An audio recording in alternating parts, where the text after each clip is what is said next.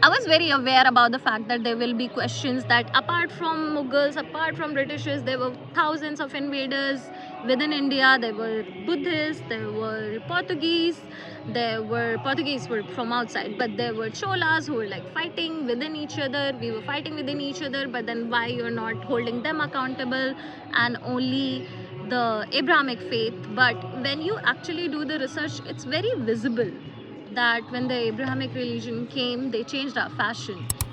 The pattern held not just for foreign invaders, but also for the powerful Hindu dynasties that ruled over different parts of India. Smriti was particularly fascinated by the Cholas, who ruled southern India from 9th to the 13th century CE. The Cholas were known for their grand temple architecture and expensive conquests. Yet, cultural and religious practices, they did not impose changes on women's fashion or modesty. The women of their courts continued to wear draped garments, and the art of the period celebrated the female form with the reverence, often depicting goddesses and women in the attire that left the midriff exposed, adorned with jewels.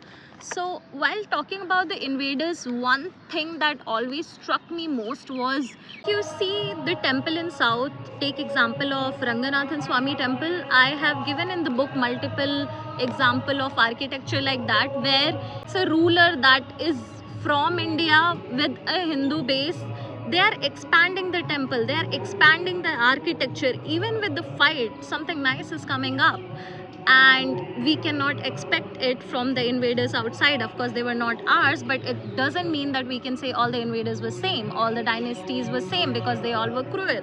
No, because some of them have left the trauma in our head, and some of them have just left great architecture for us. It's a very different thing. Invasion that came with Abrahamic religion was very much directly affecting us in the term of fashion, because their baseline is different. Everything before was quite similar.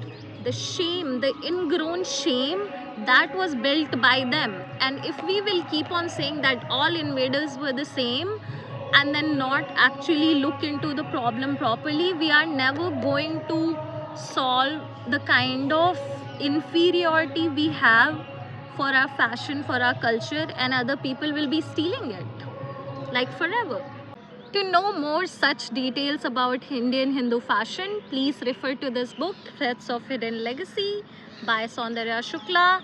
And please be more curious about your roots so that nobody can hold it against you. Be safe, be curious.